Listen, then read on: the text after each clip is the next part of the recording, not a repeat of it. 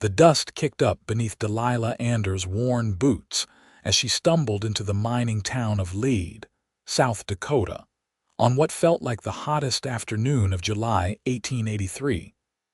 Her stomach cramping so badly from hunger that she could barely walk straight anymore. She had been traveling for 3 weeks since leaving Cheyenne, Wyoming, after the family she worked for went bankrupt and left her without a single coin to her name. And now she was down to her last shred of dignity as she approached the largest ranch house on the outskirts of town, praying someone would show her mercy. The ranch sprawled across the hillside like a small kingdom, with split-rail fences stretching as far as she could see and cattle dotting the landscape in clusters of brown and white. Delilah had passed smaller homesteads on her way here, but something about this place called to her, perhaps because it looked prosperous enough that they might spare some work and a meal.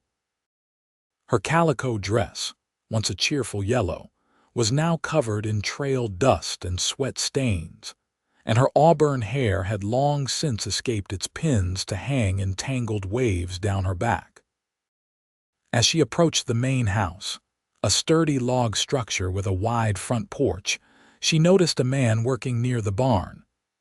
He was tall, well over 6 feet, with broad shoulders that filled out his dark work shirt.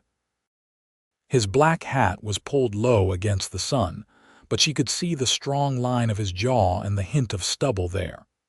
He was mending a section of fence, his movements efficient and practiced. Delilah cleared her throat, her voice coming out raspier than she intended. "Excuse me, sir." The man looked up, and she found herself staring into the most striking pair of gray eyes she had ever seen. They were the color of storm clouds, intense and assessing, but not unkind. He straightened to his full height, setting down his tools and wiping his hands on his denim pants. "Help you, miss?" His voice was deep, with a slight drawl that suggested he was originally from somewhere further south.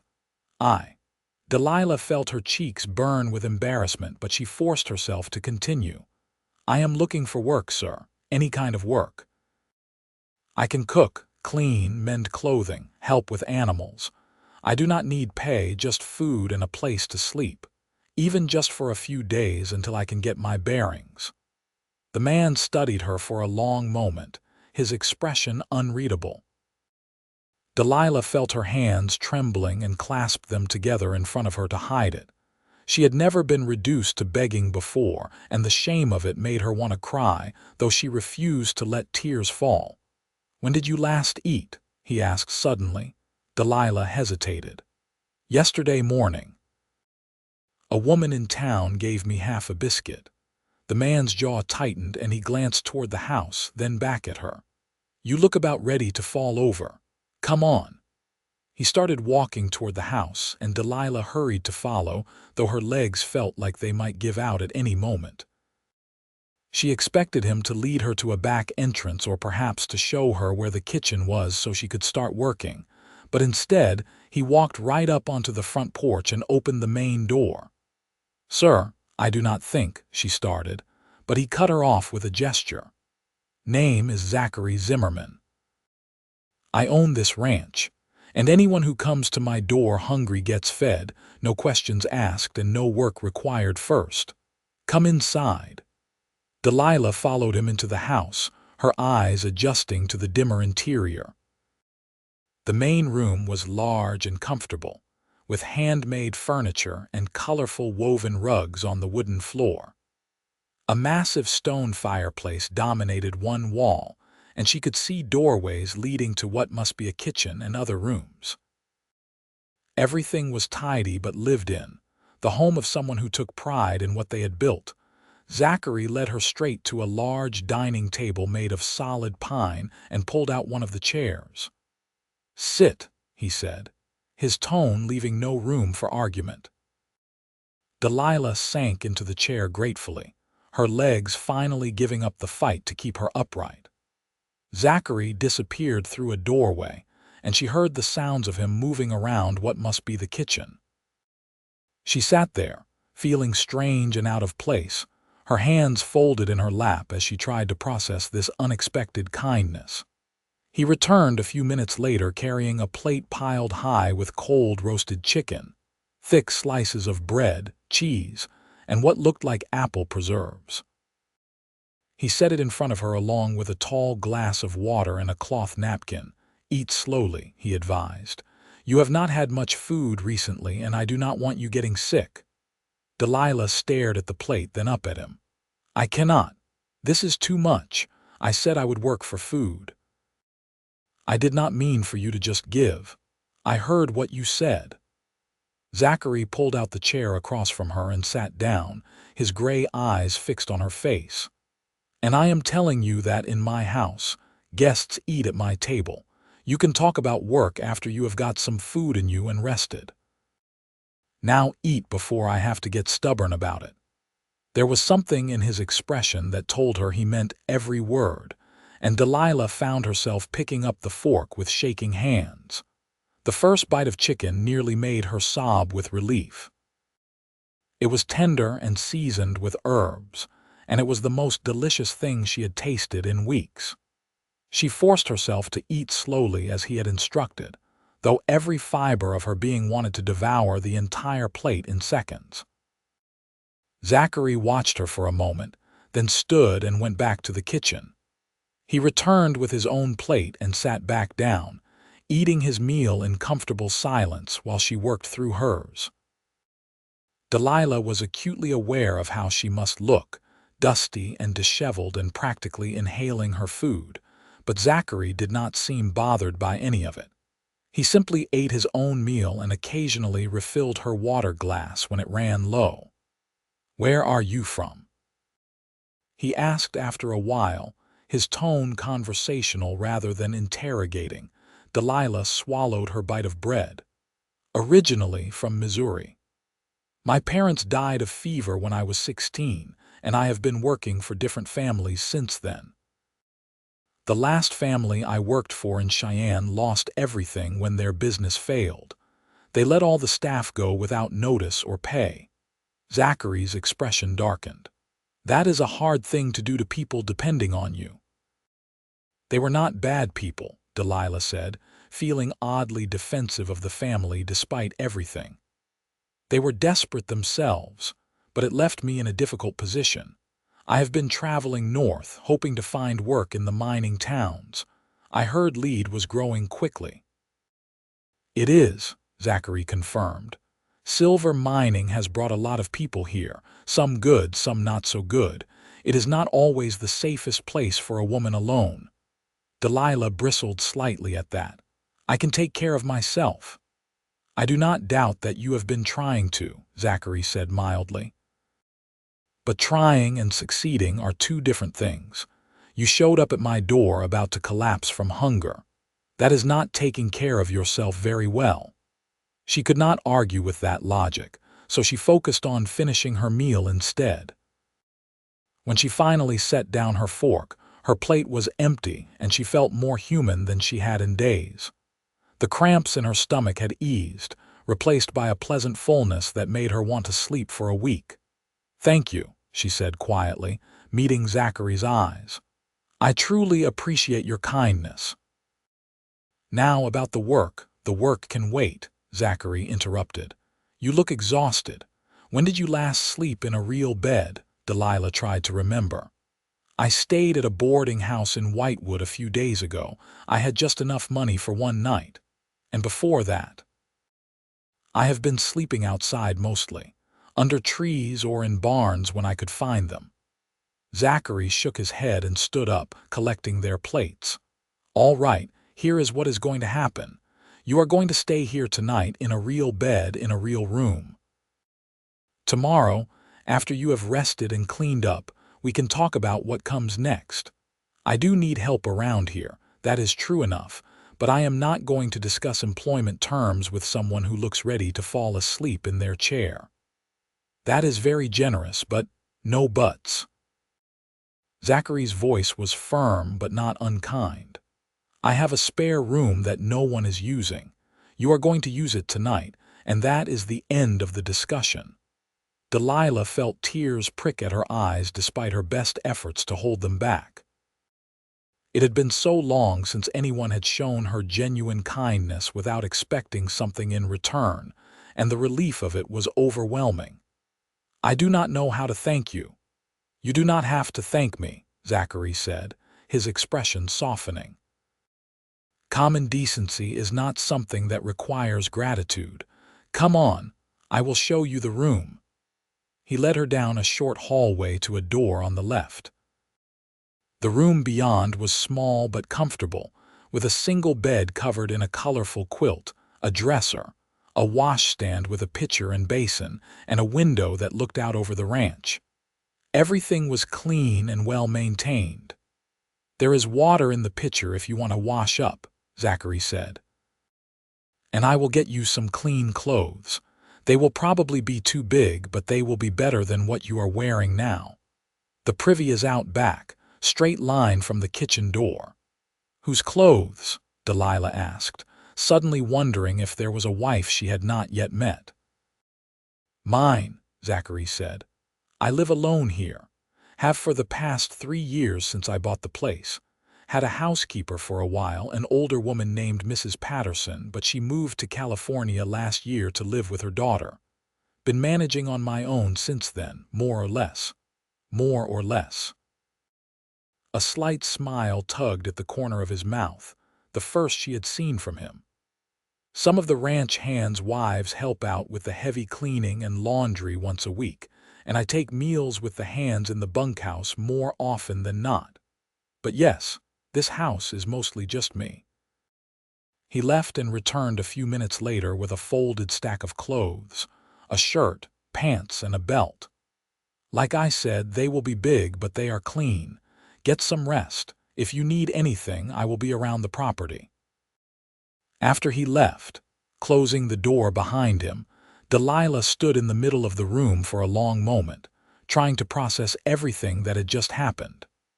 She had approached this ranch expecting at best to be given some scraps and told to work for them, and at worst to be turned away entirely. Instead, she had been given a full meal, a place to stay, and treated with more respect and dignity than she had experienced in a long time. She washed her face and hands in the basin, the cool water feeling wonderful against her sun-burned skin. Then she carefully removed her dusty dress and put on Zachary's shirt. It hung nearly to her knees and the sleeves had to be rolled up several times, but it was clean and soft from many washings, and it smelled like soap and sunshine. She decided against the pants since the shirt was long enough to serve as a nightgown, and she was too tired to fuss with a belt. The moment she lay down on the bed, she felt her entire body relax. The mattress was stuffed with something soft, maybe feathers or wool, and the quilt was warm without being too heavy. She thought she would lie awake thinking about everything, but exhaustion claimed her almost immediately, and she fell into the deepest sleep she had had in weeks. When Delilah woke, the light coming through the window was golden and slanting, suggesting it was late afternoon or early evening. She sat up, momentarily confused about where she was, then remembered. The ranch, Zachary Zimmerman, his unexpected kindness. She felt better than she had in a long time, the rest having done wonders for her body and mind. She got up and looked at herself in the small mirror hanging over the dresser. Her hair was a disaster, but she found her bag where she had dropped it and pulled out her brush. It took a good 15 minutes of patient work to get all the tangles out, but eventually she managed to braid it into a single plait down her back. She put her dress back on, brushing off as much dust as she could, and folded Zachary's shirt neatly before setting it on the dresser. When she emerged from the room, she found the house empty. She made her way to the kitchen, a large room with a cast-iron stove, a deep sink with a pump, and shelves lined with jars and dry goods. Through the window, she could see several buildings scattered around the property. The barn, what looked like a bunkhouse, some storage sheds, and various corrals and pens. Delilah was not sure what to do with herself, so she did what came naturally. She started cleaning. The kitchen was not particularly dirty, but there were dishes in the sink and crumbs on the counter, so she pumped water and heated it on the stove, then washed everything thoroughly. She found a broom in a corner and swept the floor, then wiped down all the surfaces until everything gleamed. She was in the middle of organizing the pantry, which had clearly been arranged by someone who had no system whatsoever, when she heard the front door open. Zachary's voice called out, "Miss Anders!" "In the kitchen," she called back. He appeared in the doorway, and she noticed he had cleaned up since earlier. His dark hair was damp and combed back, and he had shaved the stubble from his jaw, revealing a strong, handsome face that made her suddenly aware of how she must look in her rumpled, dusty dress. "You are supposed to be resting," he said, but there was no anger in his voice, just mild exasperation. "Not cleaning my kitchen." "I rested," Delilah said.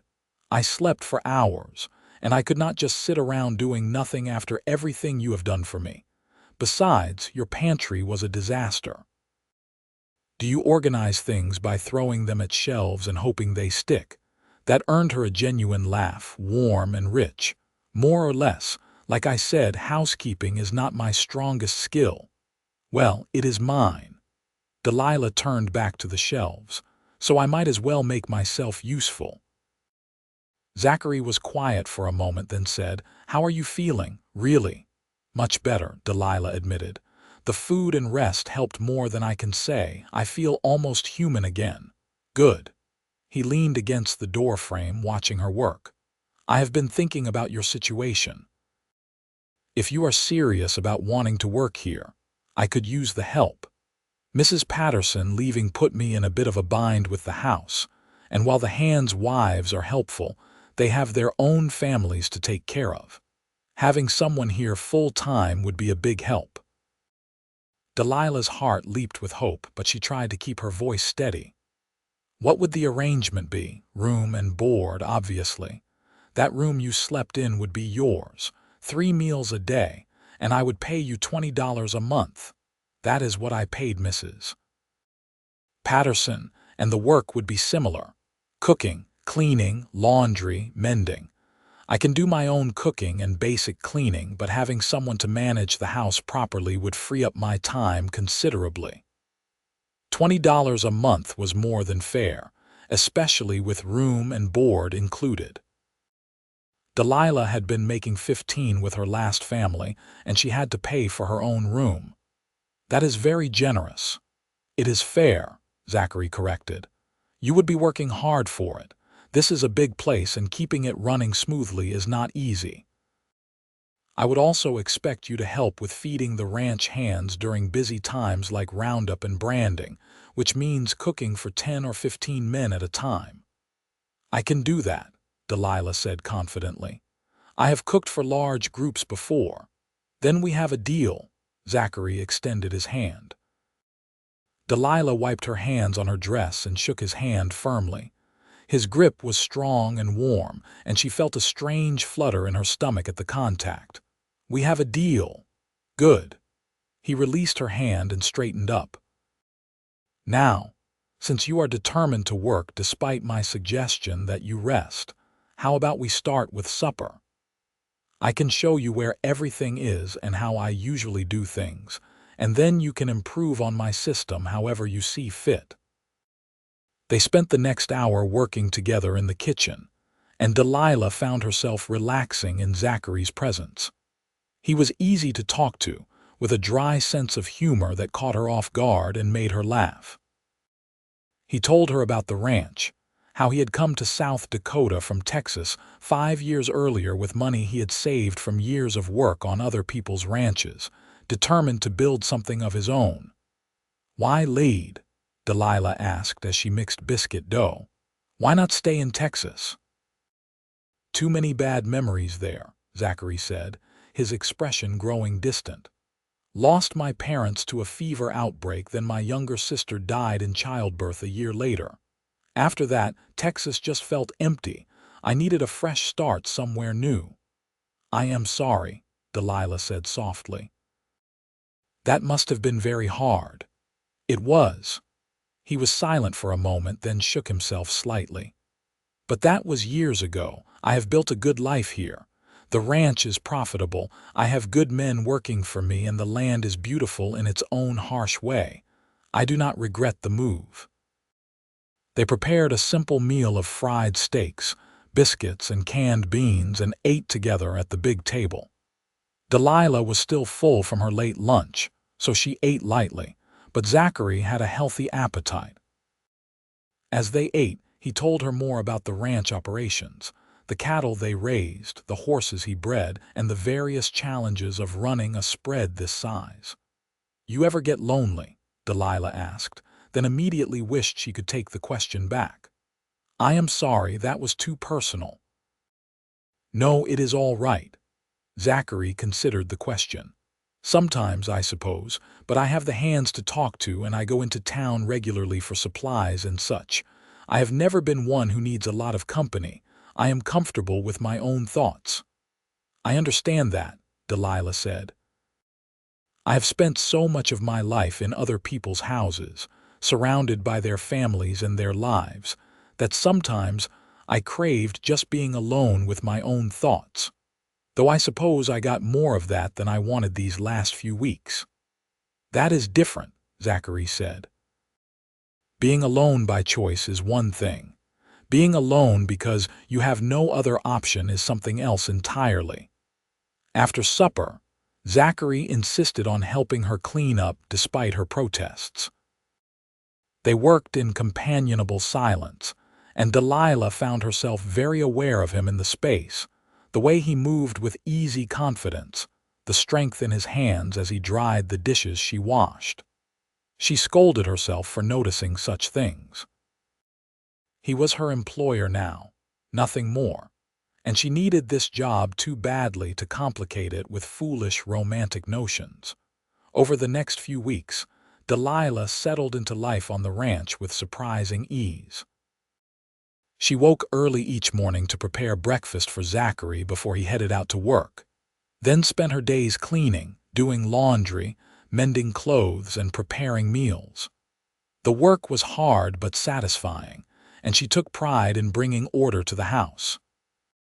She also came to know the ranch hands. Charlie, the foreman, a grizzled man in his 50s who had worked cattle his entire life. Young Tommy, barely 18, eager and hardworking. Marcus, a former slave who had made his way west after the war and found work on various ranches, and several others who came and went depending on the season and the work that needed doing. The hands were respectful and friendly, though she caught them giving Zachary speculative looks sometimes when they thought she was not watching. She knew what they were thinking, what the natural assumption would be about a young woman living alone in a house with a bachelor rancher, but Zachary had been nothing but proper with her. He treated her with respect and courtesy, never overstepping or making her feel uncomfortable.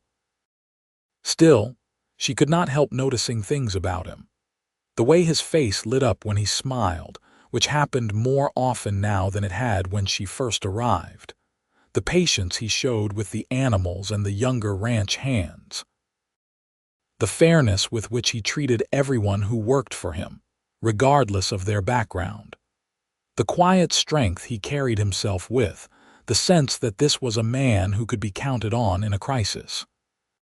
She told herself it was just gratitude making her notice these things, appreciation for the kindness he had shown her when she desperately needed it.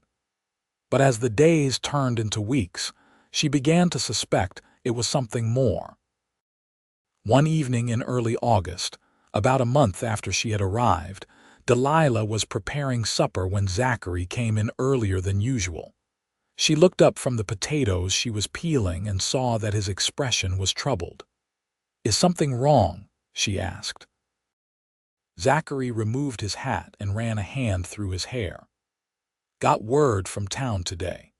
There is a group of men causing trouble, claim jumpers and drifters mostly, who have been harassing some of the smaller ranches and homesteads in the area.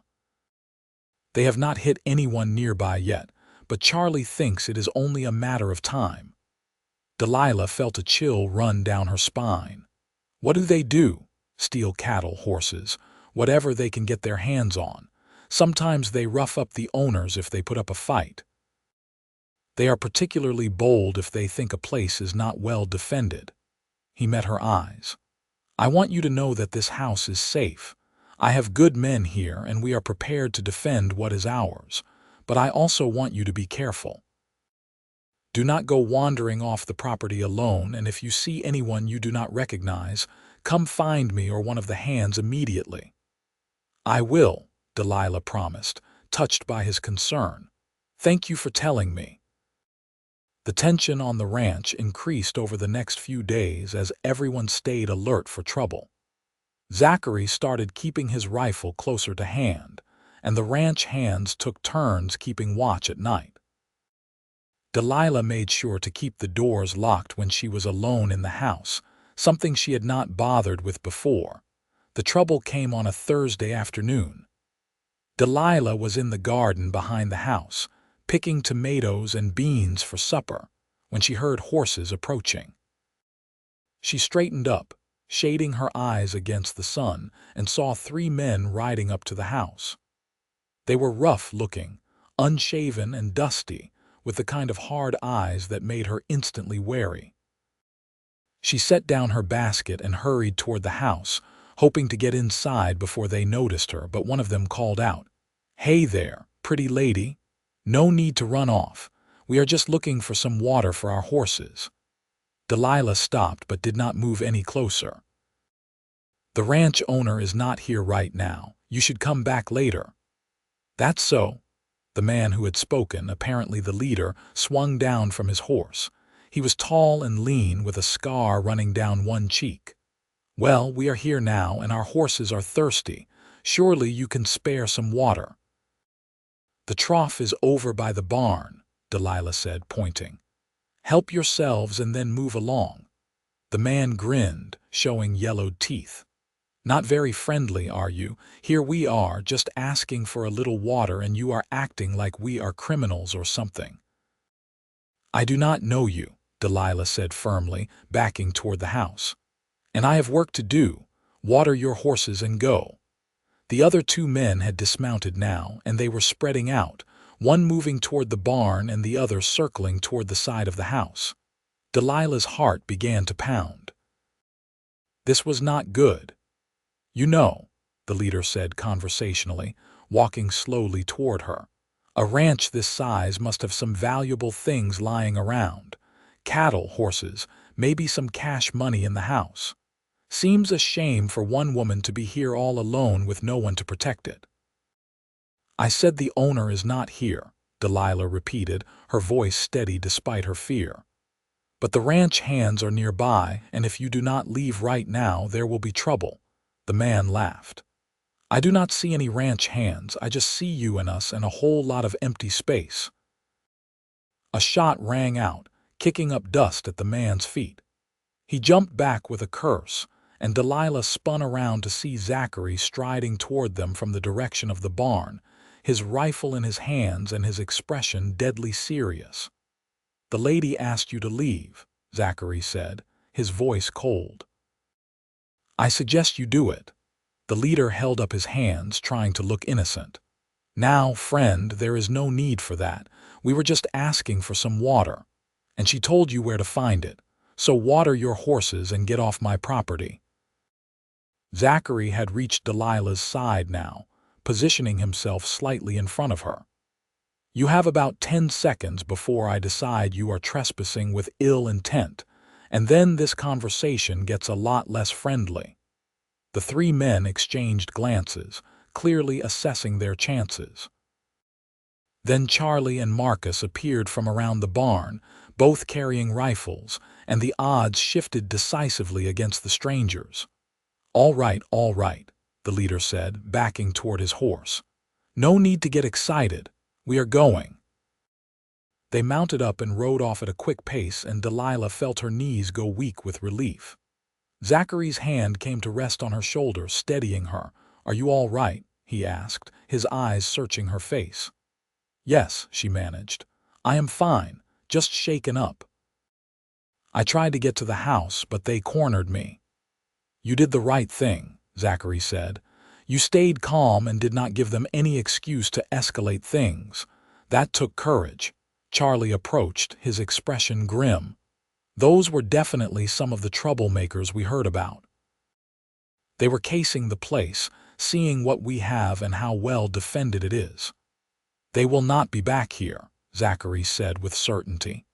"They know now that we are prepared, but spread the word to the other ranches in the area. Everyone needs to be on alert."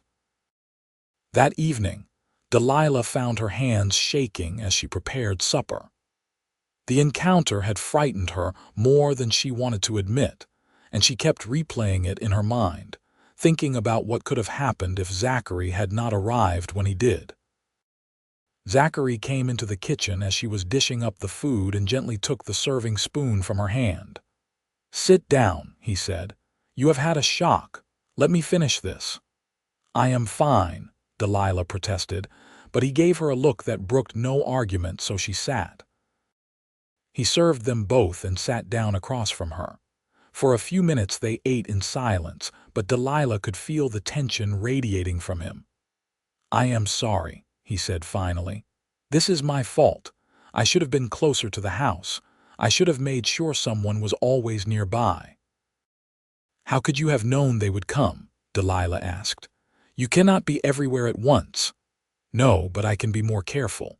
From now on, until this trouble blows over, I am keeping someone posted near the house at all times when I am not here myself."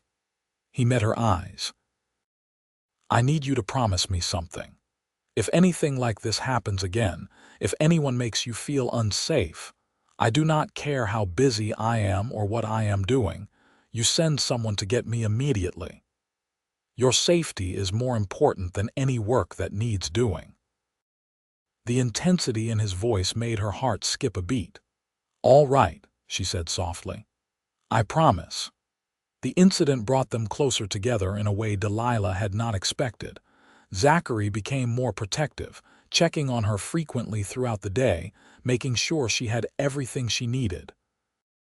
But it was not overbearing or suffocating.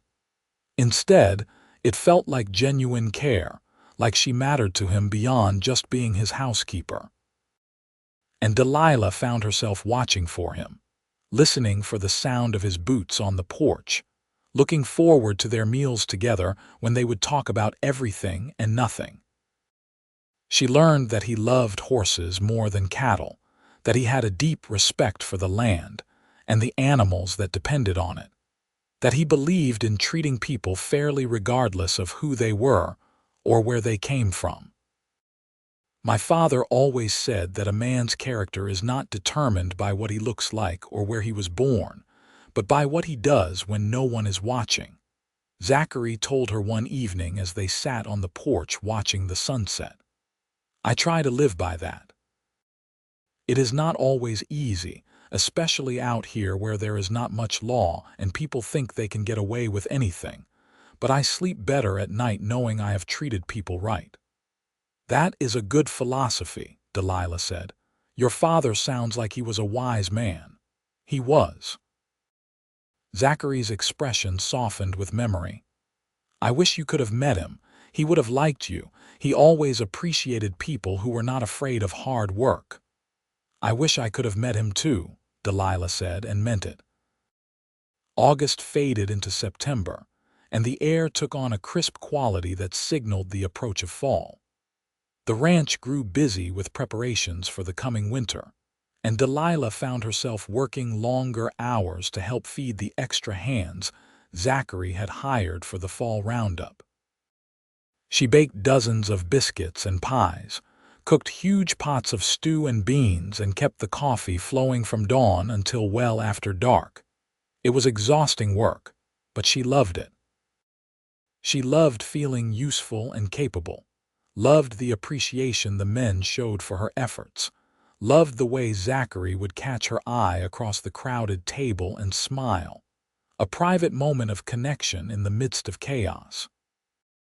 One night, after everyone else had gone to the bunkhouse or headed out for night watch, Delilah was cleaning up the kitchen when Zachary came in to help. He had started doing this regularly, despite her protests that he worked hard enough during the day without having to do household chores at night. "You worked hard today too," he always said. "The least I can do is help with the cleanup."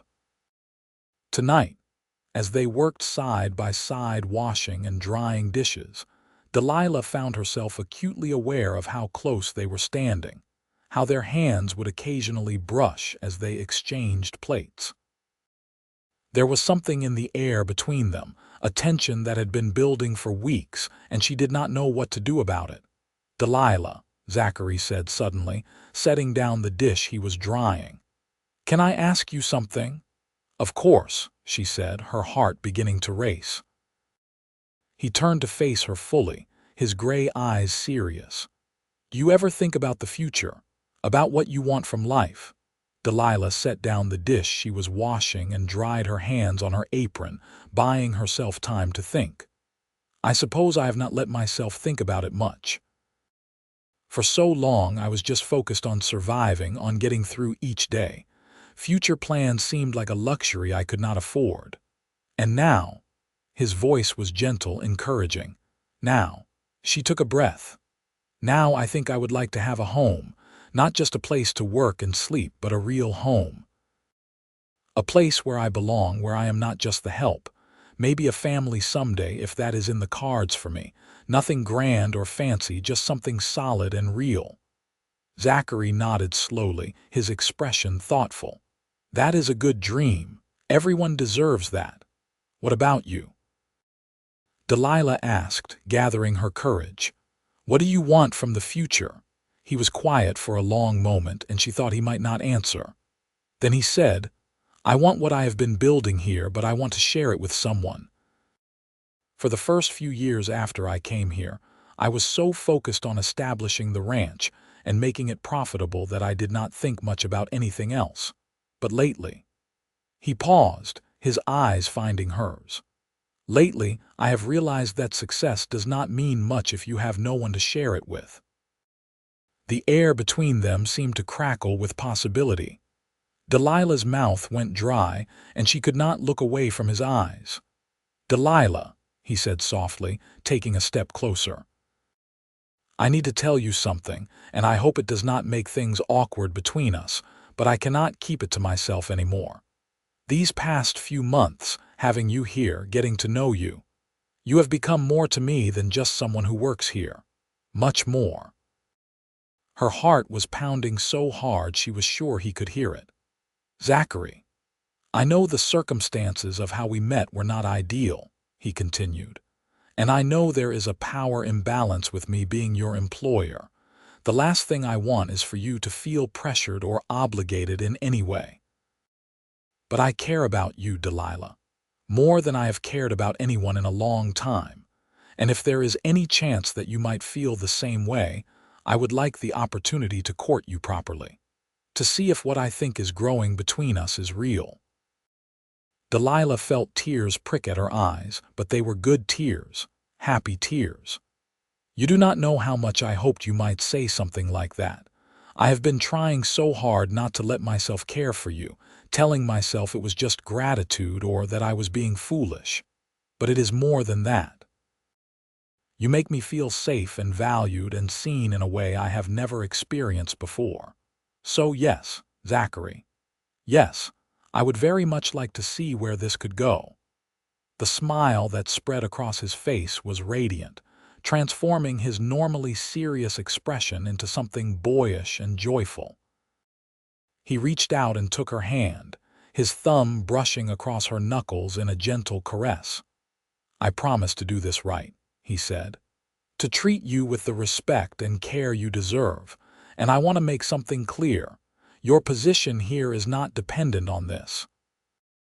If you ever decide that you do not want to pursue a relationship with me, your job is still yours for as long as you want it. I need you to know that." "I know," Delilah said, squeezing his hand. That is part of why I trust you. You have never made me feel like I owe you anything beyond a fair day's work." They stood there for a long moment, hands clasped, smiling at each other like two people who had just discovered something wonderful. Then Zachary gently released her hand and stepped back. "It is late," he said. "You should get some rest. But tomorrow, if you are willing, I would like to take you into town. There is a church social on Sunday afternoons, and I think it would be nice for people to see us together, to make my intentions clear." "I would like that," Delilah said. That night, lying in her bed, Delilah could not stop smiling. For the first time since her parents died, she felt like she might actually have a future to look forward to, something beyond just scraping by and hoping for the best. She thought about Zachary, about the life they might build together, and fell asleep with hope singing in her heart. The next few weeks were the happiest Delilah could remember in years.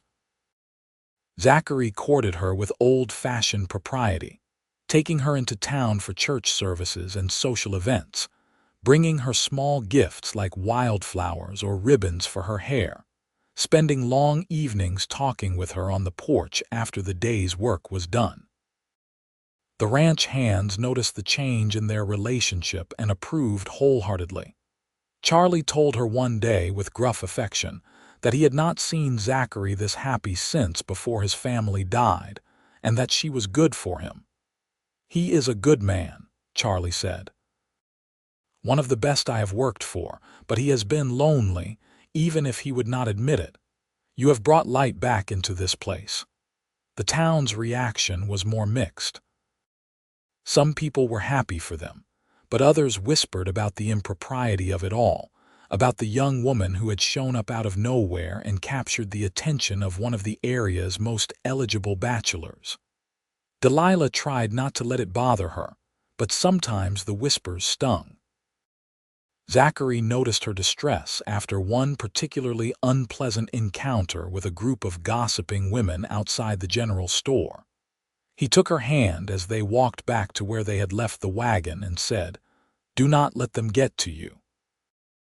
They do not know you, and they do not know what happened between us. All that matters is what we know to be true." "I just do not want to cause problems for you," Delilah said. "You have worked so hard to build your reputation here." "My reputation can handle a few gossips," Zachary said firmly.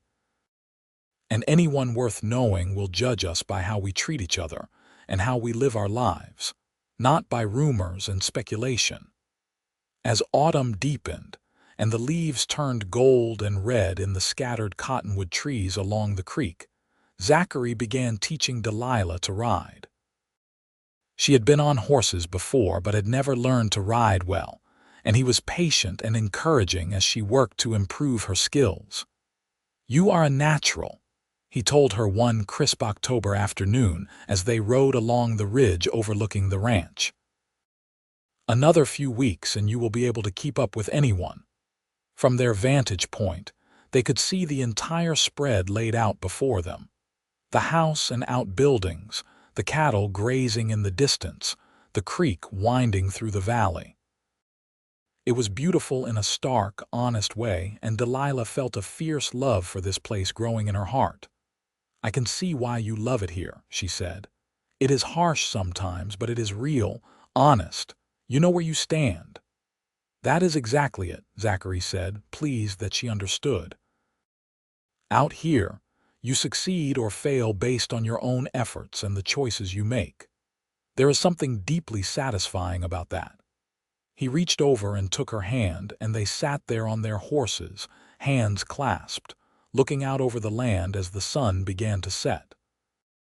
Delilah felt a sense of peace settle over her, a feeling of being exactly where she was supposed to be. "Delilah," Zachary said, his voice suddenly serious. "I know we have not been courting for very long, and I do not want to rush you into anything. But I need you to know that I am serious about this, about us. When I look at the future now, I see you in it. I see us building a life together, running this ranch together, maybe having children someday. I see a real partnership, a true marriage in every sense of the word. Delilah's throat tightened with emotion. I see that too. I never thought I would find something like this, someone like you. But here you are, and here we are, and it feels right in a way nothing else ever has. Then maybe, Zachary said, it is time we started thinking about making it official. I am not proposing right now, he added quickly. I want to do that properly when the time is right, but I want you to know where my thoughts are heading. My thoughts are heading in the same direction, Delilah said softly. They rode back to the ranch hand in hand, and that evening Zachary kissed her for the first time. It was sweet and gentle, a promise of more to come, and Delilah felt like her heart might burst from happiness. Winter came early that year, with the first snow falling in late October. The ranch settled into a quieter rhythm as the outdoor work became more limited, and everyone focused on caring for the animals and keeping things running through the cold months. Delilah spent more time in the house, and she and Zachary grew even closer as they spent long evenings together by the fire.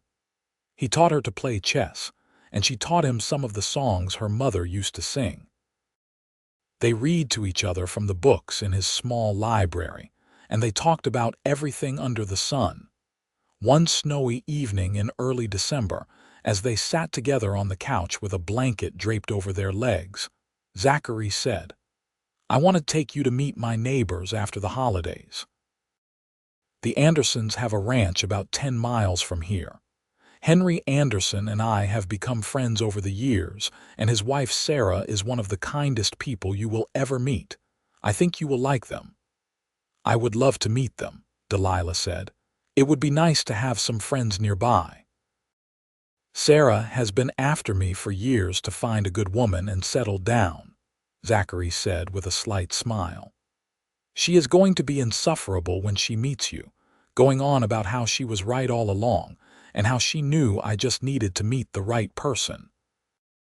Well, she was right, Delilah said, snuggling closer to him.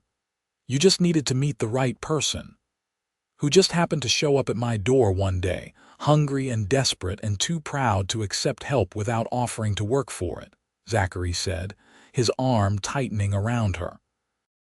Best day of my life, that was, even if I did not know it at the time. Christmas came, and Zachary gave Delilah a beautiful shawl he had ordered from a shop in Deadwood, deep blue with delicate embroidery around the edges.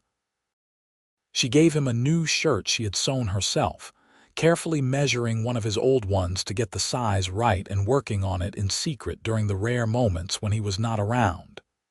It is perfect, he said, running his hand over the fabric. You do beautiful work. I am glad you like it, Delilah said, wrapping the new shawl around her shoulders. It was the nicest piece of clothing she had owned in years, and the fact that he had chosen it especially for her made it even more precious.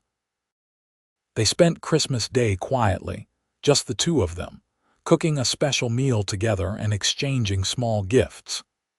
In the evening, they sat by the fire, and Zachary told her stories about Christmases from his childhood in Texas, both happy memories and bittersweet ones. I miss them, he said quietly, staring into the flames. My parents, my sister, especially at times like this, but having you here helps. It feels like I am building something new, a new family, a new chapter. It honors their memory better than staying stuck in grief. Delilah took his hand and held it tightly. Tell me about your sister. What was her name? Emily. His voice softened. She was 3 years younger than me, full of life and laughter.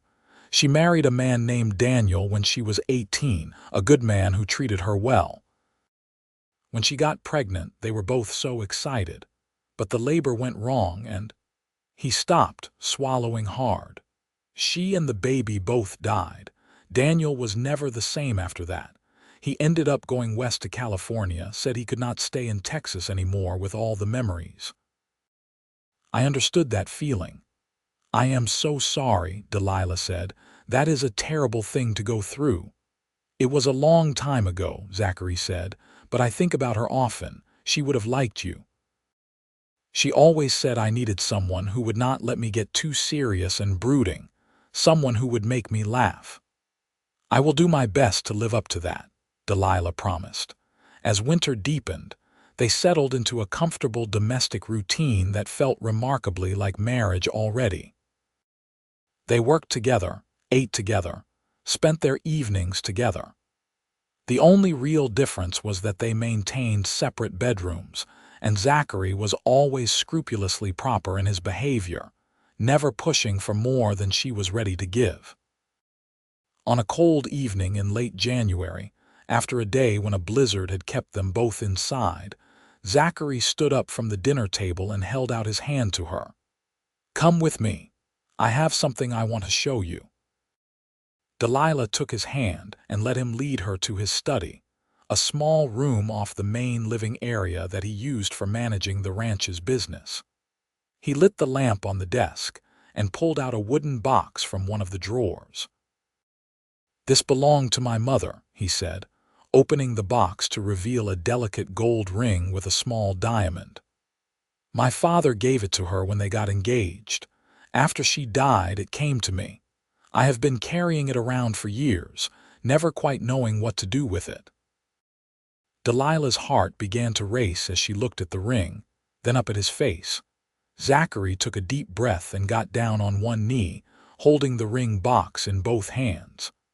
"Delilah Anders, I know we have only known each other for about 7 months, but they have been the best months of my life. You have brought joy and warmth and love into my world, and I cannot imagine my future without you in it. Would you do me the honor of becoming my wife?" Tears streamed down Delilah's face as she nodded, unable to speak for a moment through the emotion clogging her throat. Finally, she managed, "Yes. Yes, of course I will marry you." Zachary stood and slipped the ring onto her finger. It fit perfectly, as if it had been made for her.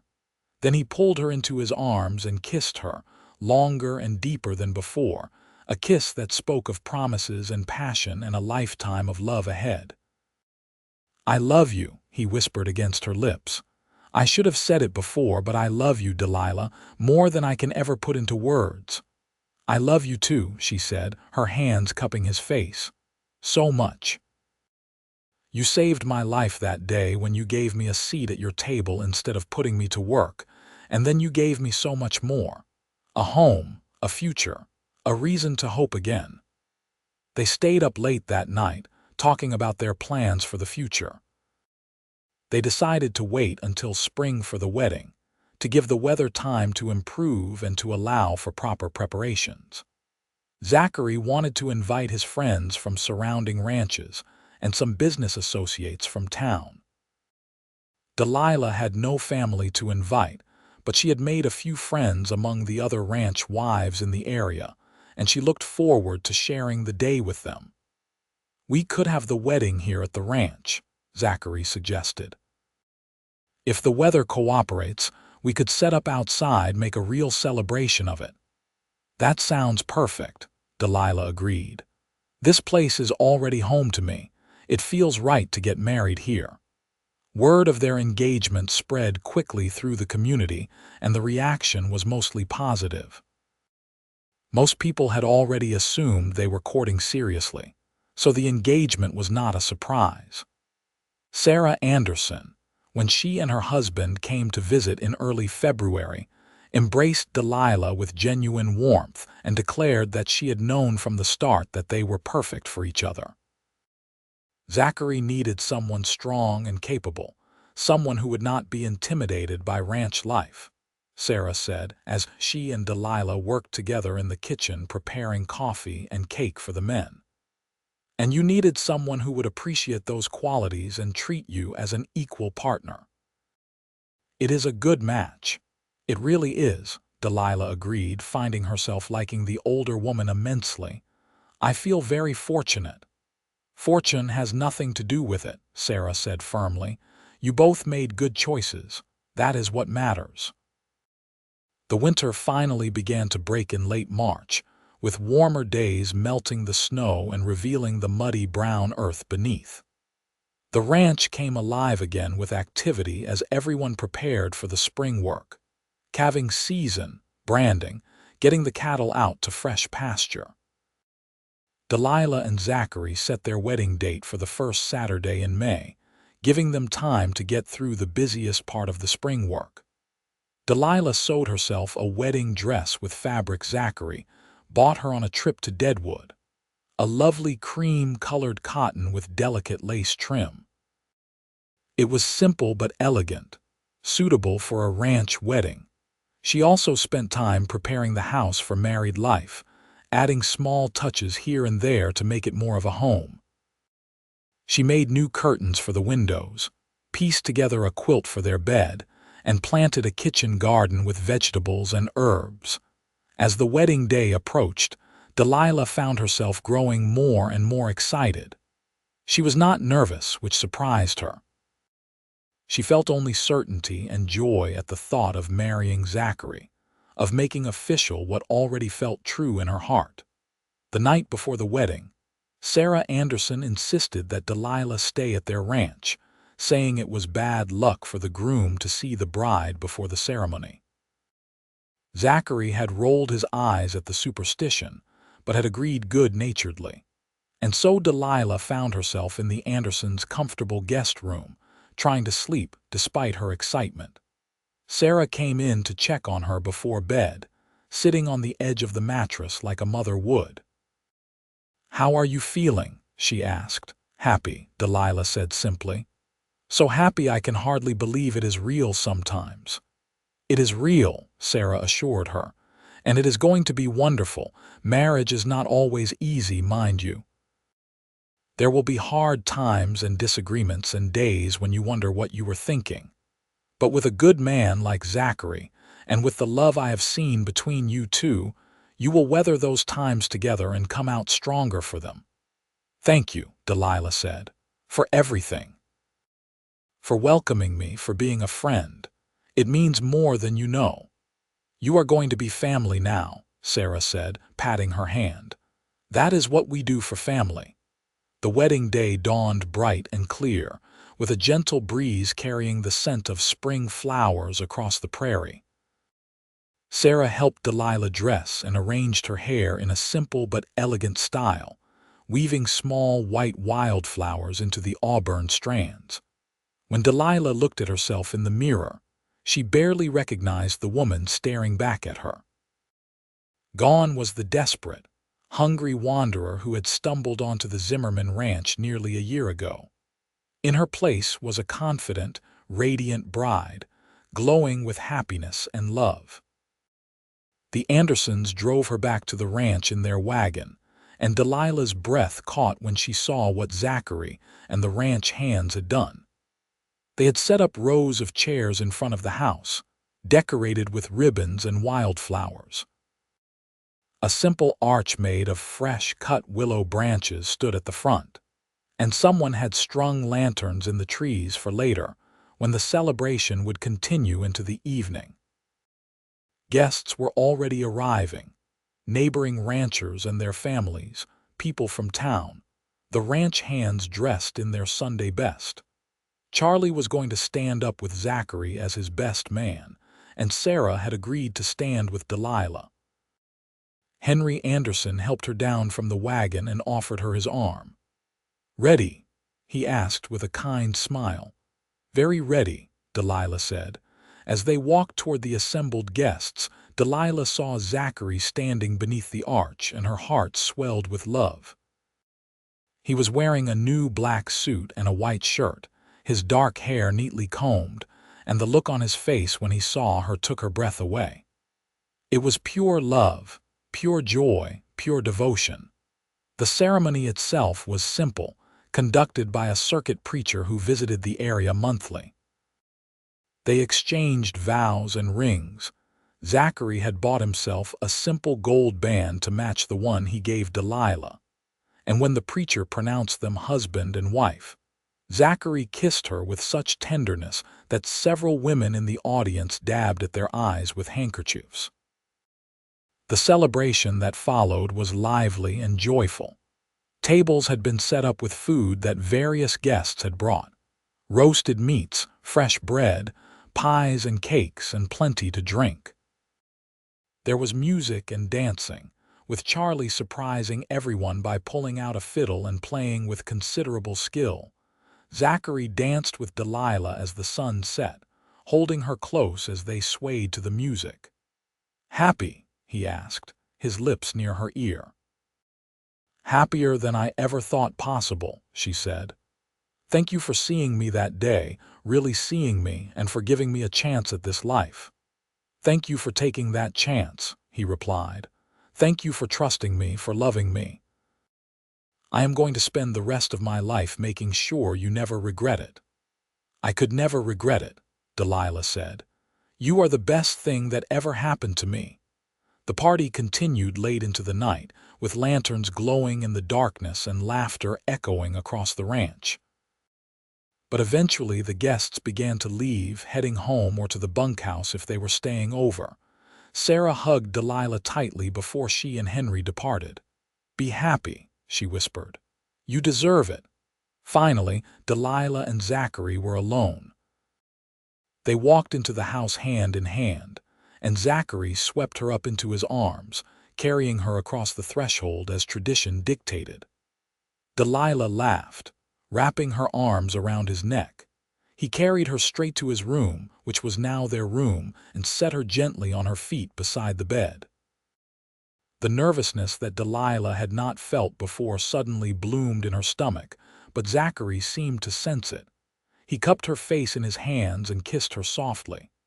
"We do not have to rush anything," he said gently. "We have the rest of our lives together. There is no hurry."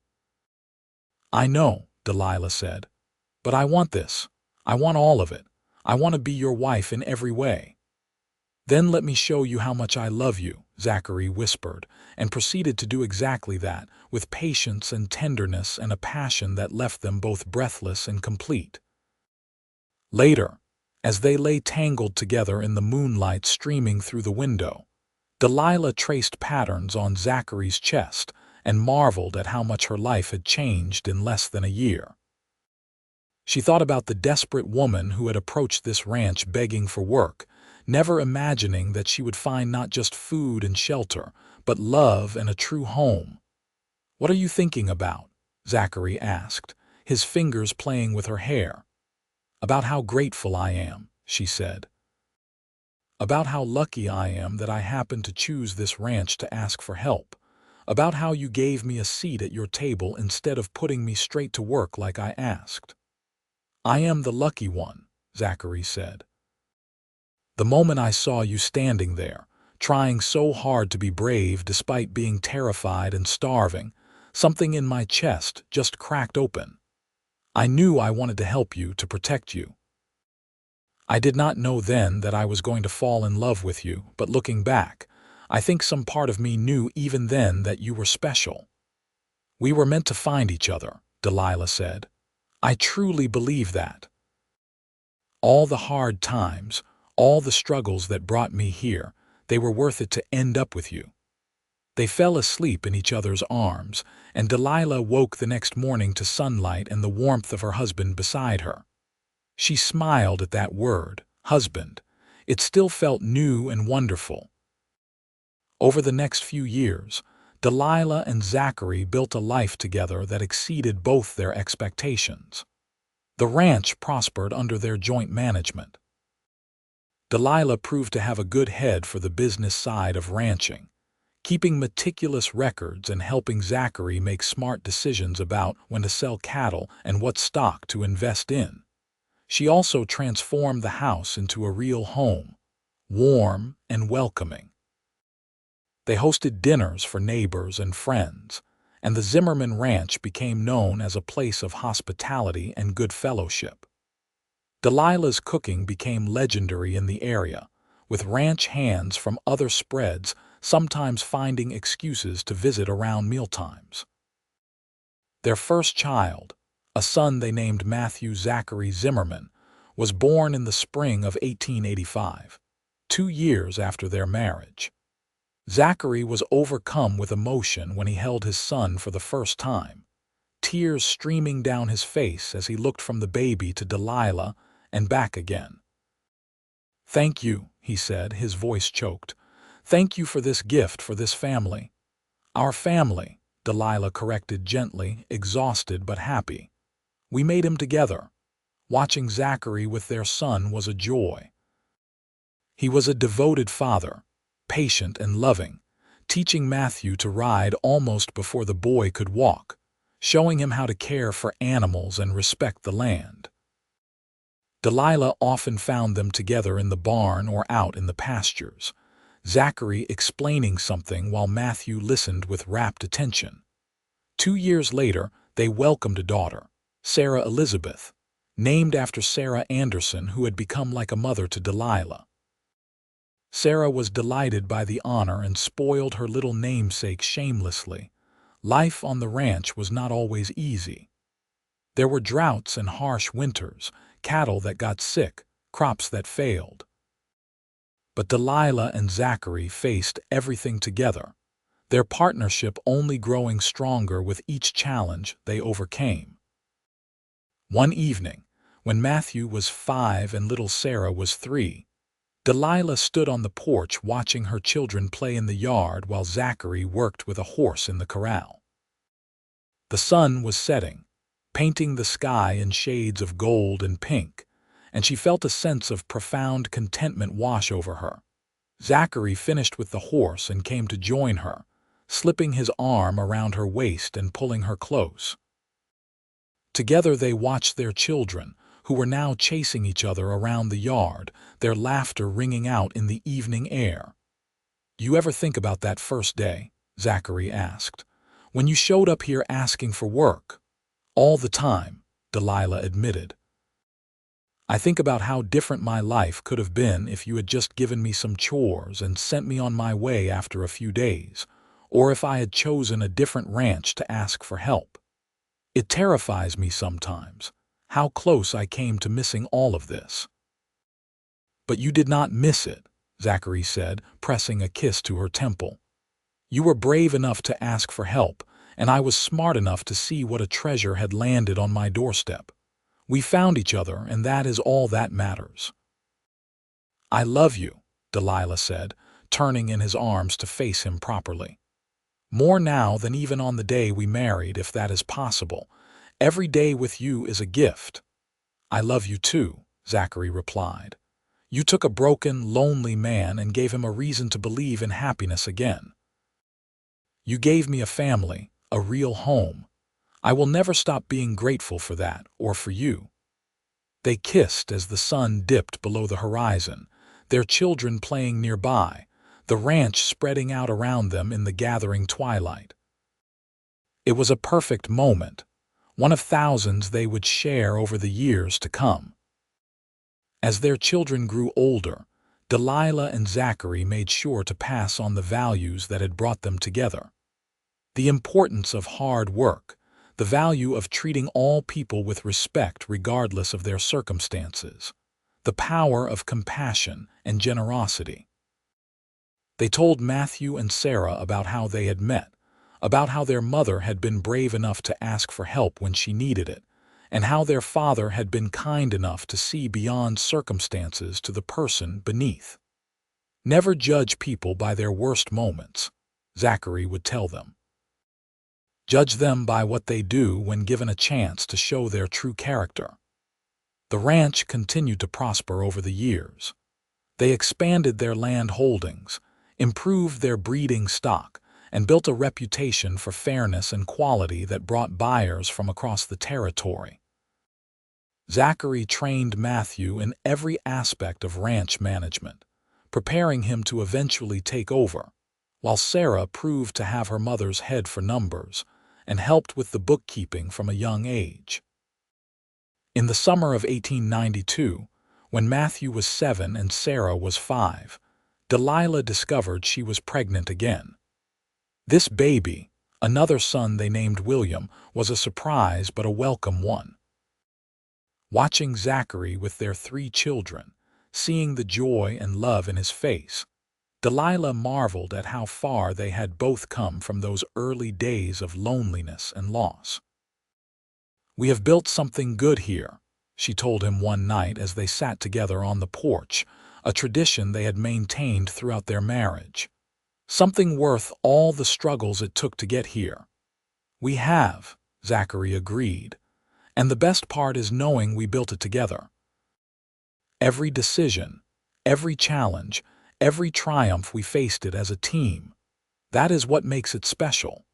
The years rolled by, marked by the rhythms of ranch life and the growing of their children. Matthew grew into a young man much like his father, steady, strong, and fair-minded. Sarah became a beautiful young woman with her mother's auburn hair and her father's gray eyes, with a sharp wit and a kind heart. William was the spark of the family, full of energy and mischief, keeping everyone on their toes. Through it all, Delilah and Zachary's love only deepened. They knew each other's moods and thoughts almost before they were spoken. They could communicate with a glance across a crowded room. They had weathered storms, both literal and figurative, and come through them stronger and more united. On their 20th wedding anniversary, in May of 1904, their children organized a surprise celebration at the ranch, inviting all the friends and neighbors who had been part of their lives over the years. Sarah Anderson was there, older now but still sharp and warm, embracing both Delilah and Zachary with tears in her eyes. "I knew it," she said. "That very first time I met you, Delilah, I knew you two would make it. You have built something beautiful together." As the party wound down and the guests departed, Delilah and Zachary found themselves once again alone on their porch, watching the stars come out in the vast Dakota sky. Zachary took her hand, his thumb tracing the wedding ring she had worn for 2 decades. "If I could go back to that day when you first arrived," he said thoughtfully, "I would not change a single thing, not one moment of the journey that brought us here." "Neither would I," Delilah said. "Even the hard parts, the scary parts, they were all necessary to lead us to each other. I offered to work for food that day, but you gave me so much more. You gave me love, family, a home. You gave me a life beyond anything I ever dreamed possible." "You gave me those same things," Zachary said. "You brought light and warmth and love into a house that was just a building before you arrived. You made it a home. You made me whole again." They sat in comfortable silence for a while, listening to the sounds of the ranch settling down for the night. Cattle lowing in the distance, horses nickering in the barn, the wind rustling through the grass. Inside the house, they could hear their children getting ready for bed, their voices and laughter a reminder of all they had created together. "You remember," Delilah said suddenly, "what you told me that first day? You said that anyone who came to your door hungry got fed, no questions asked and no work required first." "I remember," Zachary said. "That one act of kindness changed everything. It changed my entire life. Sometimes I wonder how many other people are out there, desperate and scared, just needing someone to show them a little compassion. It makes me want to do the same for others when we can." "We do," Zachary reminded her gently. "We have helped more than a few people over the years. Ranch hands who needed a fresh start, neighbors who hit hard times, strangers passing through who needed a meal or a place to stay. You have never turned anyone away who genuinely needed help." "Neither have you," Delilah said. "It is one of the things I love most about you. Your kindness is not just for show. It is who you truly are." As they finally headed inside for the night, Delilah paused in the doorway and looked back at the ranch one more time. The moon was rising, casting silver light over the land that had become so precious to her. She thought about the young woman she had been 21 years ago, desperate and alone, approaching this very house with no idea that she was walking toward her destiny. She thought about all the years since then, the love and laughter and occasional tears, the children they had raised and the life they had built. Every bit of it felt like a miracle, a gift she had done nothing to deserve but would be grateful for every day of her life. Zachary came up behind her and wrapped his arms around her waist, resting his chin on her shoulder. "What are you thinking about?" he asked, though she suspected he already knew. "About how I started with nothing and ended up with everything that matters," she said. "About how one moment of courage on my part and one moment of kindness on yours changed both our lives forever. Best decision either of us ever made," Zachary said, pressing a kiss to her neck. "The best," Delilah agreed. They went inside together, closing the door on the night and on another perfect day in the life they had built together. Their story had started with hunger and desperation, with an offer to work for food and a cowboy who chose compassion over convenience. It had grown into something neither of them could have predicted: a true partnership, a deep and abiding love, a family, a legacy. In the bedroom they had shared for 20 years, Delilah and Zachary prepared for sleep with the easy familiarity of long marriage. As they settled into bed, Zachary pulled her close, and she rested her head on his chest, listening to the steady beat of his heart. "I love you, Delilah Zimmerman," he said softly, as he did every night. "I love you too, Zachary Zimmerman," she replied, as she always did. And as sleep claimed them, they both knew that tomorrow would bring new challenges and new joys, but they would face it all together, just as they had faced everything for the past 21 years. They had offered each other nothing less than everything: trust, love, partnership, and devotion. They had built a home not just of wood and stone, but of shared dreams and mutual respect and love that had only grown stronger with time. The ranch would continue to thrive under their care, passing eventually to their children and beyond them to future generations. The story of how Delilah and Zachary met would become family legend, told and retold to grandchildren and great-grandchildren. The tale of a woman who offered to work for food and a cowboy who gave her a seat at his table instead, and how that one small act of kindness blossomed into a love story that would last a lifetime and beyond. Their legacy would be measured not just in land or livestock or money in the bank, but in the love they shared and the family they created, in the kindness they showed to others, and the values they passed down through the generations. They proved that sometimes the best things in life come from the most unexpected places, from moments of vulnerability met with compassion, from courage rewarded with love. As the years continued to pass, Delilah and Zachary remained devoted to each other and to the life they had built together. They grew old side by side, their love maturing like fine wine, becoming richer and deeper with each passing year. When their hair turned silver and their steps grew slower, they still made time to sit on their porch each evening, holding hands and watching the sun set over the land they loved. They never forgot where they came from or the journey that brought them together. Every year on the anniversary of the day they met, they made it a point to help someone in need, carrying forward the spirit of generosity that had brought them together. Sometimes it was hiring someone who needed work. Sometimes it was feeding a traveler who passed through.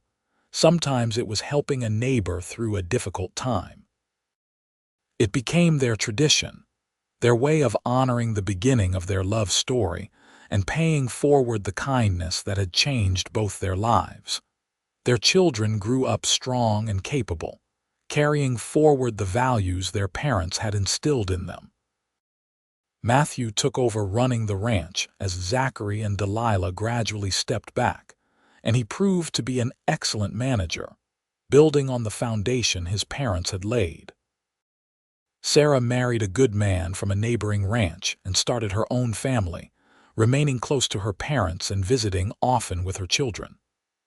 William eventually left South Dakota to see more of the world, but he always came back, drawn by the love of family and the land that had shaped him.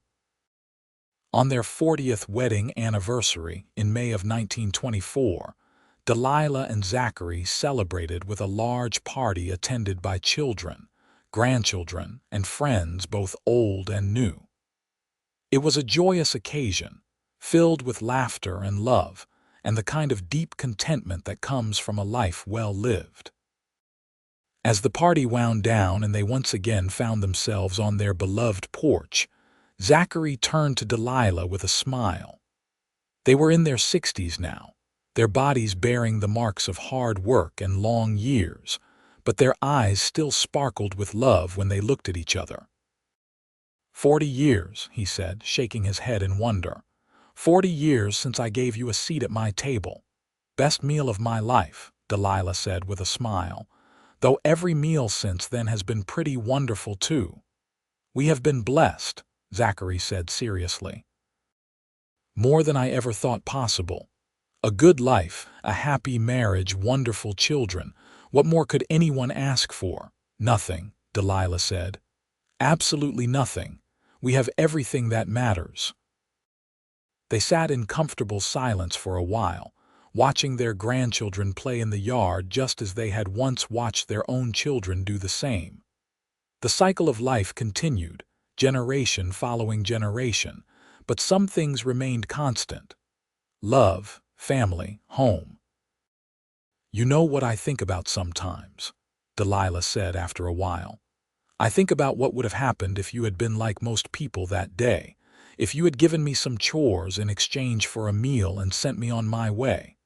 Would I have found work somewhere else? Would I have survived that desperate time? I will never know for certain, but I am grateful every day that I never had to find out. Your kindness saved me in more ways than one. Your courage saved you, Zachary corrected gently. I just gave you an opportunity. You are the one who took it and ran with it, who proved yourself over and over again. I fell in love with you because of who you are, not because I felt sorry for you. Never think otherwise. I know, Delilah said, but I am still grateful. For that first meal, for the room you gave me, for treating me with dignity when I had every reason to expect nothing but pity or scorn. You saw me as a person, not just a problem to be solved. That meant everything. As the stars began to appear in the darkening sky, Delilah leaned her head on Zachary's shoulder, and he wrapped his arm around her, pulling her close. They had sat like this countless times over the years, in good times and bad, in times of joy and times of sorrow. Through it all, they had remained constant to each other, a team, a partnership, a love that had weathered every storm. You have any regrets? Delilah asked softly. Zachary thought about it for a long moment. No, he said finally. Not a single one. How about you? Not one, Delilah confirmed. Every choice I made, every step of the journey led me to you and to this life. How could I regret any of it? They remained on the porch until late in the night, reluctant to end this perfect day. Around them, the ranch slept, the house filled with the children and grandchildren who were staying over for the celebration. Tomorrow they would all wake up to a new day, to the continuation of the life that Delilah and Zachary had built together. But tonight, in this moment, it was just the two of them and the memories of 40 years of love. When they finally went inside, they walked through the house hand in hand, checking on sleeping grandchildren and making sure everything was secure for the night. In their bedroom, they prepared for sleep with the same easy intimacy they had shared for 4 decades. As they lay together in the darkness, Delilah said, "Thank you, Zachary, for everything, for giving me a chance, for loving me, for building this beautiful life with me." "Thank you," Zachary replied, "for being brave enough to ask for help that day, for trusting me, for choosing to stay and make a life with me, for every single day we have shared together." They drifted off to sleep wrapped in each other's arms, their breathing synchronizing as it had learned to do over 40 years of sleeping side by side. Outside, the Dakota wind whispered through the grass, carrying with it the promise of another tomorrow, another day to love and be loved, to live and be grateful. And so their story continued, season after season, year after year, a testament to the power of kindness and compassion, to the courage to ask for help and the grace to offer it freely. It was a love story for the ages, proof that sometimes the best things in life begin with the simplest gestures. A meal shared, a hand extended, a heart open to possibility. Delilah Anders, who had once been so desperate and alone, had found her home and her heart with Zachary Zimmerman, the cowboy who had looked past her circumstances to see the woman beneath. Together, they had built not just a successful ranch, but a legacy of love that would echo through generations, inspiring their children and grandchildren to lead with compassion and to never underestimate the power of a single act of kindness. Their love story had started with an offer to work for food and a cowboy's decision to give her a seat at his table instead. It had grown into something magnificent, a partnership of equals, a love that deepened with time, a family that flourished under their care. They proved that the best investments we can make are in people, in compassion, in opening our hearts and homes to those in need. As the years rolled on and they grew even older, their love remained a constant, a beacon for all who knew them. When Zachary's health began to fail in his early 70s, Delilah cared for him with the same devotion he had shown her throughout their marriage. And when Delilah had a bad fall and broke her hip, Zachary hovered over her recovery with worried tenderness, proving that their love had lost none of its intensity even after nearly 50 years of marriage. They died within 6 months of each other, neither able to bear much time without the other. Zachary passed first in his sleep, with Delilah holding his hand. She followed him half a year later, surrounded by children and grandchildren, but with a peaceful smile on her face, ready to be reunited with the love of her life. At their joint memorial service, attended by what seemed like half the state, their children told the story of how Delilah and Zachary met. The desperate young woman, the compassionate cowboy, and the love story that changed both their lives. There was not a dry eye in the house. Matthew, their eldest son, now in his 60s himself, stood at the podium and said, "My parents taught us that the measure of a person is not in what they have but in what they give. My father gave my mother a seat at his table when she offered to work for food, and that single act of kindness rippled out to touch countless lives. They taught us to be generous, to be compassionate, to see people for who they truly are rather than what circumstances have reduced them to. That is the legacy they leave us, and it is worth more than all the land or money in the world." The ranch continued under Matthew's management and eventually passed to his own children, but the heart of it, the spirit that Delilah and Zachary had infused into every acre, remained. The story of their love became part of the ranch's history, told to every new generation, a reminder of the power of kindness and the unexpected places where love can bloom. Visitors to the ranch in later years would see a photograph prominently displayed in the main room. Delilah and Zachary on their 40th wedding anniversary, sitting on their porch with their arms around each other, smiling at the camera with eyes full of love. Beneath the photograph was a small plaque that read, "She offered to work for food. He gave her a seat at his table instead, and that made all the difference." It was a fitting epitaph for a remarkable love story, a reminder that sometimes the smallest gestures can have the most profound impacts, that compassion and kindness can change lives, and that true love, once found, can last not just a lifetime but echo through the generations. Delilah and Zachary had proved that, beyond any doubt, and their legacy would continue as long as there was still someone to remember their story and be inspired by it. Their love had been a light in the darkness, a beacon of hope showing that no matter how desperate circumstances might seem, there is always the possibility of redemption, of new beginnings, of finding home in the most unexpected places. They had started with nothing but hunger and loneliness, and they had built an empire of love that would never truly die as long as there were people who believed in the power of compassion and the enduring strength of a love freely given and gratefully received.